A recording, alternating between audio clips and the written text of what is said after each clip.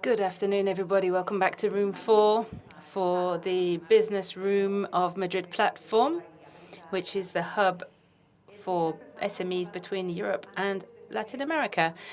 We are going to look at Peru now, but before that, I would just like to remind you of the Madrid platform hashtag. You can ask your questions, you can place comments on the social network, and there is also simultaneous interpretation into English for all of the speakers speaking in Spanish, so that anyone around the world can take part in the event. So now we're going to talk about Peru, a wonderful country.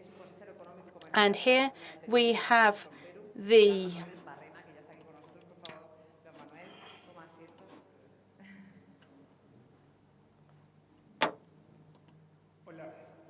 Hello, good afternoon, everybody. This is Juan Manuel Barrena from Peru.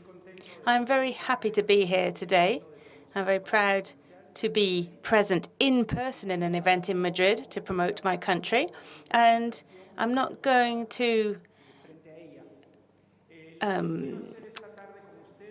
say much now. I'm going to show you my presentation. I'm going to talk to you about the opportunities offered by Peru in terms of services to work with Spain, particularly in one sector, which is the ITC sector, information and technology.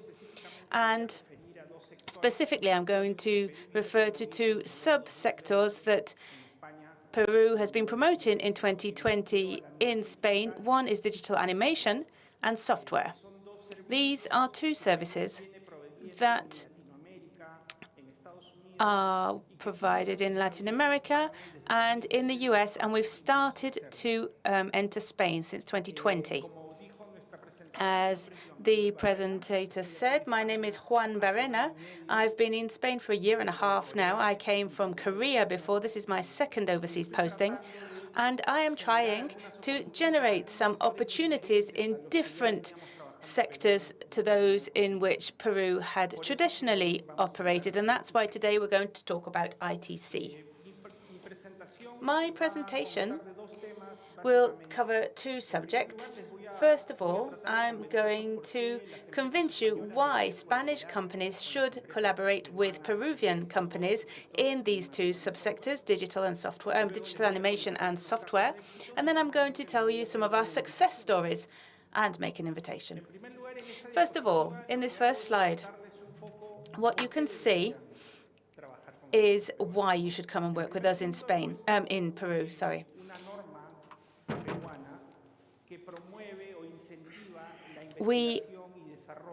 In Peru, we have a law which is encouraging the promotion of this sector.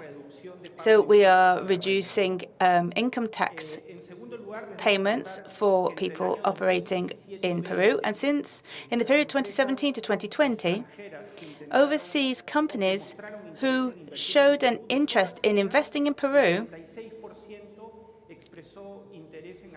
we saw that 36% of those companies were interested in high-tech sectors.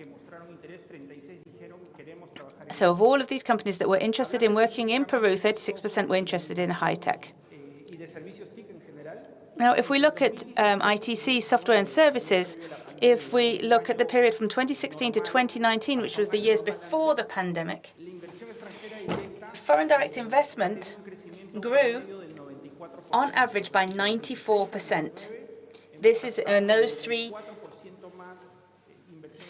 years, 94% more investment came into Peru than in the previous period. In 2019, nearly $60 million of FDI came into Peru in the form of 9 projects. And this created 514 jobs. In 2020, the year of the pandemic, $21 million of foreign direct investment came into Peru. To get a clearer perspective of what this sector represents in Peru,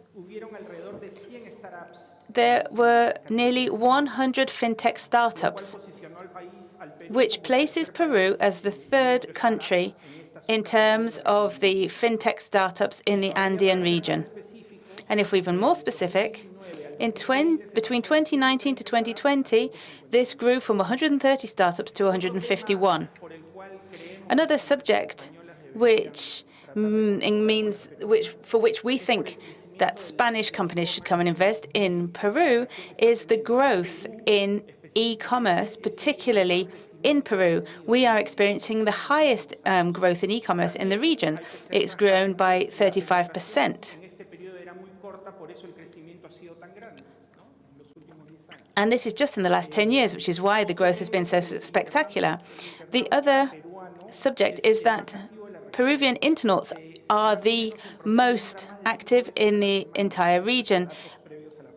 Prior to the pandemic, they would go online at least 5 times a week.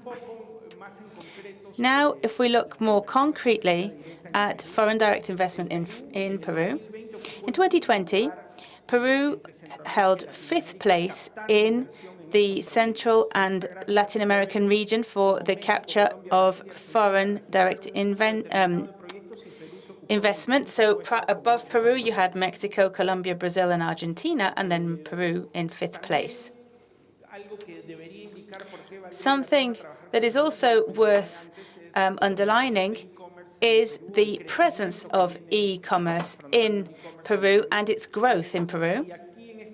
And here in this chart, you can see the relationship between the size of the population and the penetration of internet within that population. And it's very irregular because there's just 24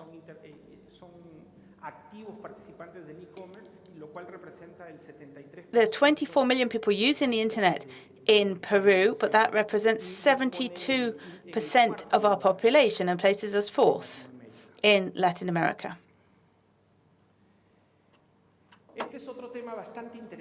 This is another very interesting subject. Now, we're talking about the digital maturity of Peruvian companies. What do I mean by this? I mean, which sectors of the Peruvian economy need more digital development? And we've identified 4 sectors. The public sector, which is a real opportunity. This is a real opportunity to work with public sector in Peru. Also, industry, real estate, and construction.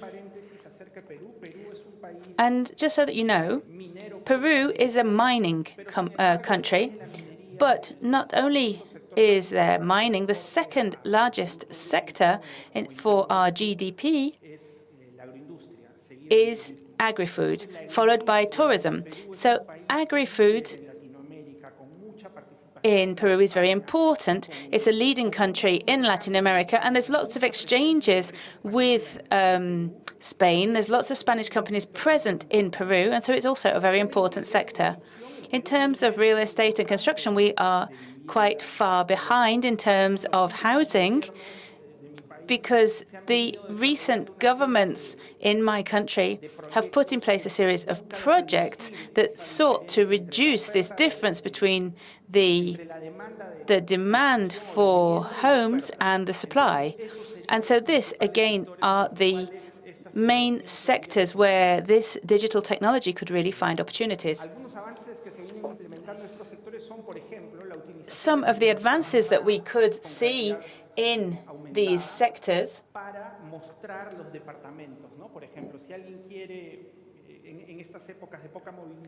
would be, for example, to develop applications that could demonstrate potential clients to demonstrate what a new home looks like. For example, in industry and agri-food, we could use technology to see whether fruits are ready for harvesting or use drones with infrared vision to see which areas need greater irrigation.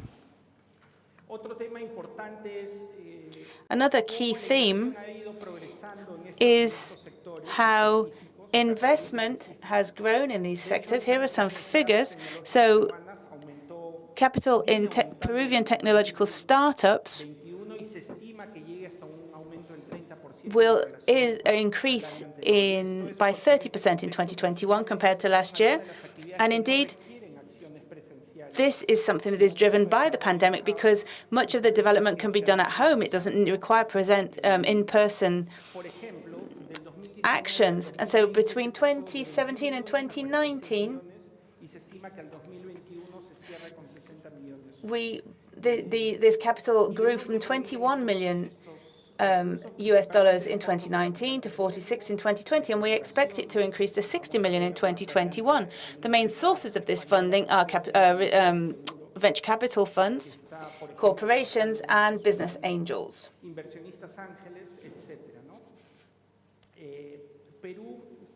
In 2020,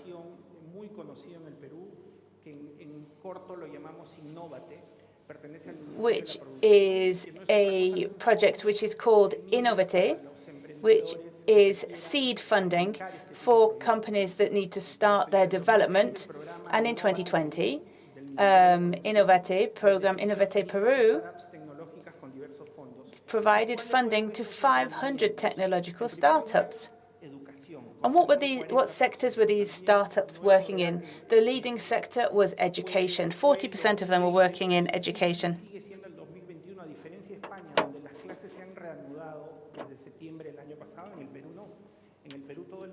In Peru, there were no in-house teaching in 2020 and none in 2021, and that's why there has been a lot of development of these educational apps and digital solutions. Similarly, e-commerce and online shopping has also received a lot of resources. It represents 27% of the funding, fintech 18%, human resources 7%. And now, if I talk about a Spanish company that's very closely linked with all of these startups, this is Telefónica, and it's very closely linked with its Huayra project in Peru. And 3 Peruvian startups received $21 million of funding to scale up their business and expand to other markets. This is through the Huayra program operated by Telefónica. And throughout the whole of Latin America, there's 22 Peruvian startups, which is part of the Movistar Marketplace portfolio. And there you have the link so that you can have a look at it. And if I give you some of the most emblematic companies, we have Crejana, Chasqui, and Quantum Talent. These are the 3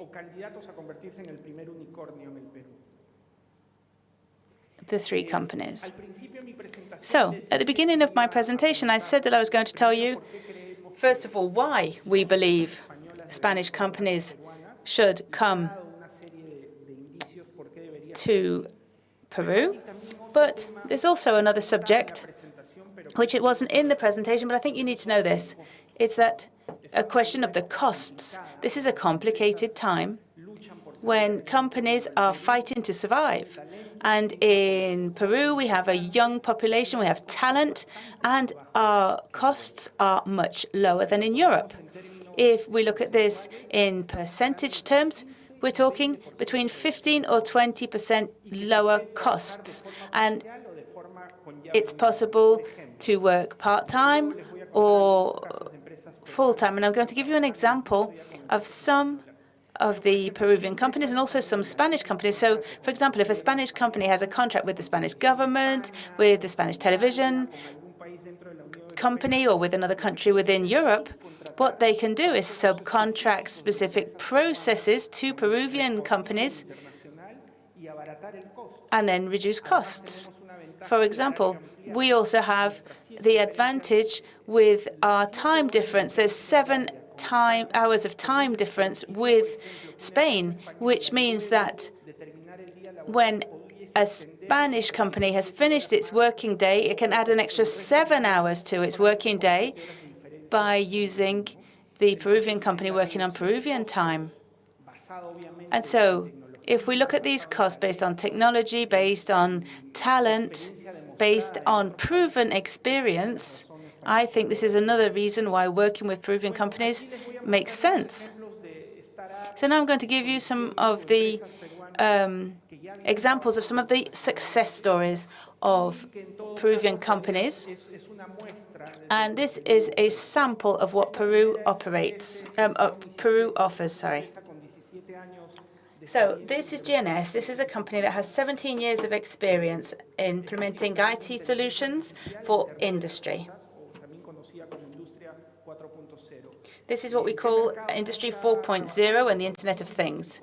They work in the US, Mexico, and Colombia, and some of the success factors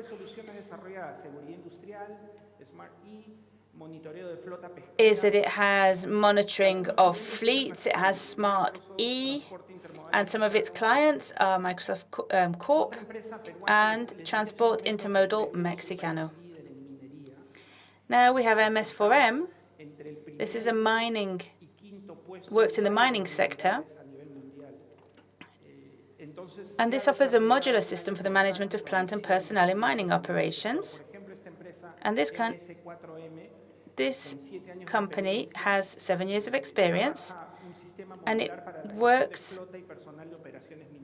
in this modular system for the management of plant and personnel in mining operations. So, for example, in the mining sector, you're excavating, and you're working with huge teams, people using the machines, 20-ton trucks. They can't fall asleep, for example, because these are very difficult tasks and very big machines. And so you need to be sure that everybody's only working the number of hours they should be working and that they're not overtired, for example. And this company has worked with Canada, in Australia, with Kyrgyzstan, Argentina, Chile, ensuring that when an operator is using heavy plant, there can be signals, they're being monitored to ensure that they're fully awake and conscious and there's not going to be any accidents. Now, this is another company. This is VisualSoft. They have more than 20 years of experience, and they work in cloud-based solutions. This is for fixed and mobile phone lines in the cloud. They work in the US, Mexico, Colombia, Brazil, Chile, and Ecuador. And their clients include FEMSA, Pemex, Box Idea from the US, and AgroSuper in Chile. And you can see the number of lines that they're managing there. Now, we're moving on from software, and now we're looking at animation, digital animation. And I like this sector particularly because this is an example of how specific services for animation can be designed and implemented in Peru. If I'm not mistaken,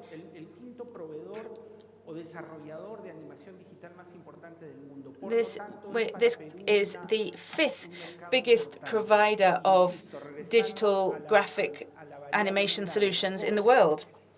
And there's a big company for Peru, and that's why Peru can be a strategic destination for Spanish companies, because specific services such as dubbing or animation can be subcontracted to Peru.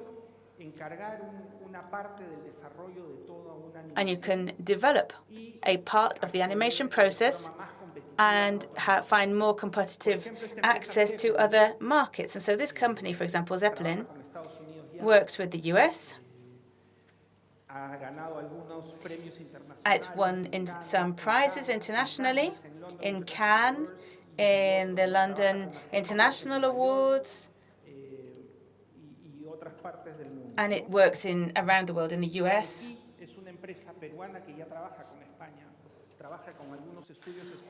Mannequin is a Peruvian company that works with several Spanish studios. I'm showing you 3 examples of Spanish companies, but they also work with Canada and the US. They develop 2D and 3D animation, and they also provide post-production and visual effects for children animated series. Apus is another Peruvian company that's been working for a long time internationally for Spain, for the United States, among others. Here's some of the awards they have received. And thirdly, I would like to invite you all to a meeting that will happen in Peru or from Peru from the 24th to the 28th of May. It's called Inspira.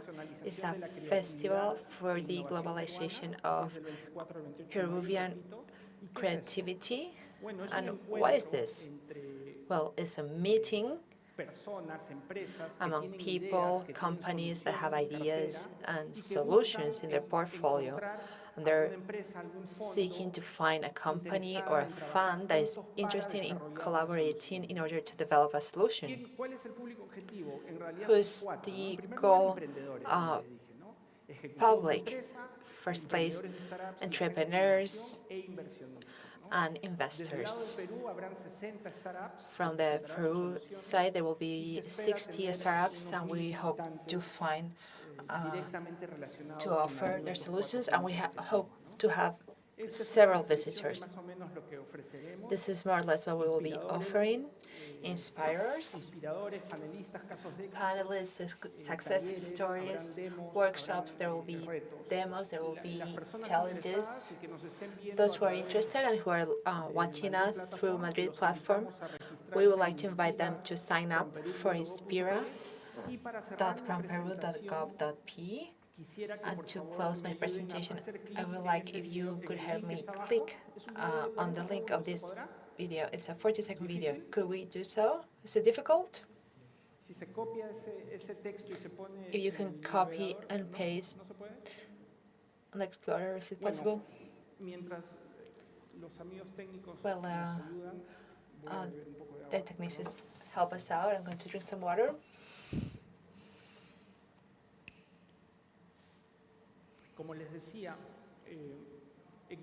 As I was telling you, we found a good opportunity to work together with Spain for several reasons, not just for saving costs, which I know is always a good reason for entrepreneurs. We also have many things in common that help us work together. For instance, same language, the several companies that are Spanish and work in Peru, and there's a flow of Spanish people coming to Peru. So we are not an unknown market for the Spanish business market. There is a Spanish Chamber of Commerce in Peru that can serve as a reference for Peruvian companies. So I believe there are already in place several important mechanisms that can help us work together.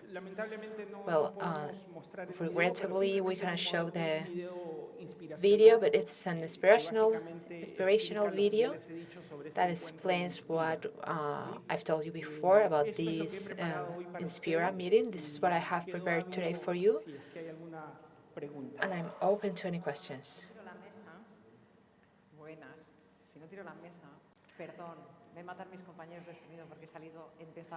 Hi, sorry if I don't kick the table. I'm sorry. I start talking without the microphone. All these Spanish companies are already working in Peru.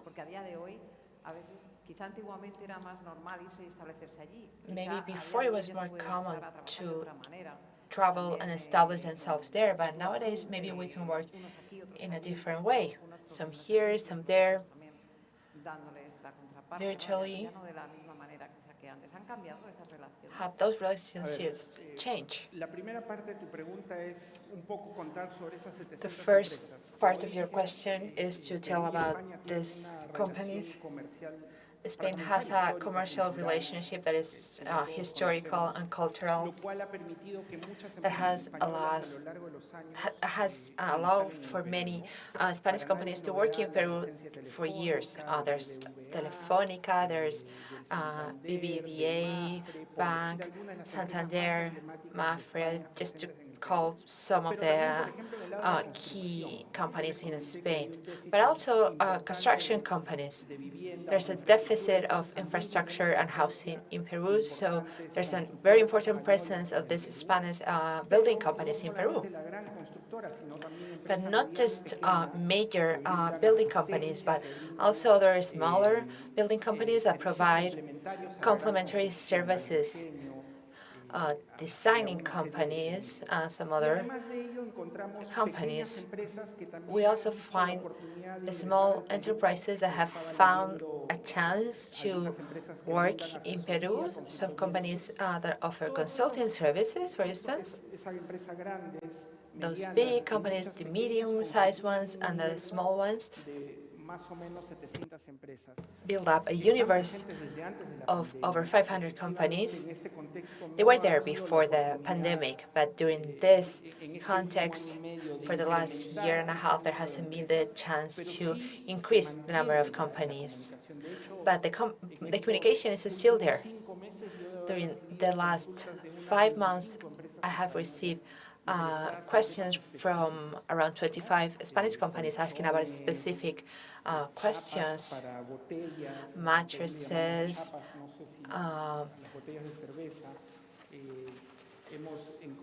the covers for bottles, I don't know if you call them that, solutions for our ITC services, suppliers of sanitation material.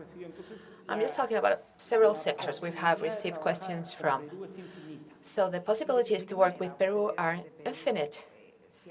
In which way you, from Peru, if you receive any call from Spain or from anywhere in Europe, well, in an international hub, because Spain is functioning as a hub between Europe and Latin America. If an investor would like to access the Peruvian market in order to invest in it, in what way would you be of help?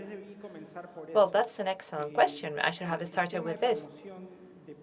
The promotion service of Peru is built upon 29 major cities around the world. It's similar to the ISEX that many of you might know. We're present in those 29 cities in the world. And for instance, in the US and China, we have 4 offices in each. But in the rest of countries, we have 1 office in each country. In Spain, we're in Madrid. In Netherlands, we're in Rotterdam. In Germany, we're in Hamburg. In France, we're in Paris. According to the importance of the trade flow that Peru has with each of those countries.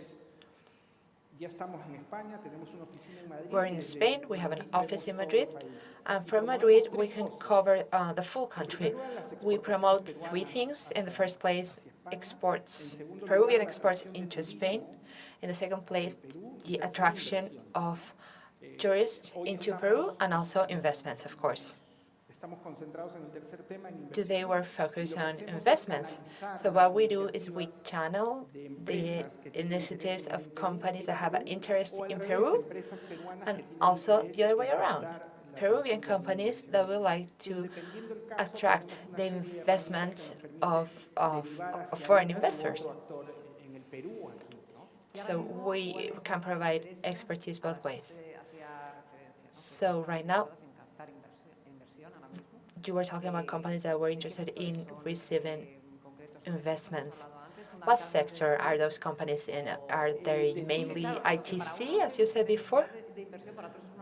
Well, for some, it's an opportunity for investment. For others, it's a different type of opportunity. I'm going to show a parallel with ISEX. ISEX tries to channel Spanish products into the world. So I do the same thing. Peruvian projects and products into Spain. When we receive this type of initiative, we try to solve it. You were asking me, what type of sectors? Well, in the ITC sector, which is what we were focusing on this presentation, there are not only Peruvian companies that have an interest in coming to Spain. There are also Spanish companies that have an interest in entering Latin America, so they can find Peru as a type of platform from where they can jump into Latin America to expand into other countries of the region. In some cases of the ITC sector, that's their interest. They're trying to find a Peruvian partner that will allow them to enter Latin America in a type of joint venture, a society that will allow them to go into other countries. In that sense, Peru offers something very interesting, an amplified market. We have free trade agreements with 93% of countries that trade with the world. We have trade agreements with the US, Japan, China, European Union, Korea, etc. So a Spanish company that settles in Peru, not only they can access Peruvian consumers, but an amplified market in each country where we have free trade agreements. Of course, a Spanish company won't be interested in the European Union trade agreement, but maybe with China, with the US, with Mexico. That's the concept of amplified market. That's why Peru is an excellent platform for a Spanish company. So today, we have here in Madrid platform the leader of ISEX Invest in Spain. As she was telling us, that's one of the main reasons for investing in Latin America through Spain, because there's this tradition. In that sense, how is Peru? Is something affordable for a Spanish company? When I was talking about the advantage of the culture, the language, well, it's an advantage, but it's not everything. Each country has their own traditions. When a Spanish company wants to work in Peru, we recommend them to get Peruvian partners, Peruvian law firms to help them out so that they can get to know the way in which Peruvians work. In that sense, it's always a good advice to get a local partner, as much as we share the same language. Our jurisdiction has some points in common with the Spanish legislation, but that's not everything is not exactly the same. We help to channel those pieces of advice. We can tell them what's the minimum salary, what's the price per square meter in an industrial area, the exchange rate. Well, there are other specific data that we can send them to a third person, to an advisor. What concerns especially Spanish investors? What's something that can hinder their relationship between Spanish investors and the Peruvian market? Well, to begin with, any business opportunity has a risk percentage. We would like to focus on businesses. Any type of earning is associated to a certain level of risk anywhere in the world. If a company would like to work in any particular sector, the risk level depends on how mature is that sector. The agricultural sector. Peru and Spain have many similarities in this sector. Peru is a supplier of agriculture products for the whole world, and it's very similar in Spain. And when it's summer in Peru, it's winter here in Spain, and vice versa. So we collaborate with many agriculture companies regarding products such as avocado, mango. So agriculture is associated with a certain risk that has nothing to do with people, has to do with climate. We are a biodiverse country. We can produce almost any agricultural product, but we are subject to to droughts, to heavy rainfall, to phenomena such as El Niño you must have heard about. There's a certain level of risk, of course. Specialists can let you know how often El Niño is going to happen, but those are details that may be of concern to investors. But there are other sectors that are more strongly regulated. For instance, something else that comes to mind, the mining sector or building sector. Peru has a deficit in infrastructure. We have construction projects for highways, trains, airports, etc. Every one of those projects is a world in itself. The rules of the game are the same, but there are specifics to each type of building project. As you have Barajas, we have the Jorge Chávez International Airport that is located in Lima. That airport only has one landing strip. We're building the second one. And right now we're finishing the second control tower that will replace the first one, and there's a Spanish company that is working there. There are also companies that are working on the second line of the Lima subway. There are several examples I could offer of examples where Spanish companies are working on in Peru in infrastructure. So those sectors, they're less risk and they're better known. Because infrastructure, big infrastructure and public works, such as Ferrovial, they're huge exports from Spain into Latin America and Asia. We know all of them. But business opportunities for SMEs, I think, is a key theme. I don't know what's like in Peru, but in Spain, it's over 95% are SMEs. It's the same in Peru. Well, and sectors such as animations are looking straight into the future. Thank you very much for bringing all of this here into our room here in Madrid platform. Thank you, Juan Manuel Barrena, Economical Advisor from Peru. Thank you very much. I would like to wish you a lot of luck, and I hope several representatives of institutions that can bring the business world of Spain into the world. We'll do so in a few minutes. We'll be back here at 6 o'clock, and we'll talk about Ecuador. That is closer to you, but it's not so close. We'll be back in a few minutes. Thank you. Thank you.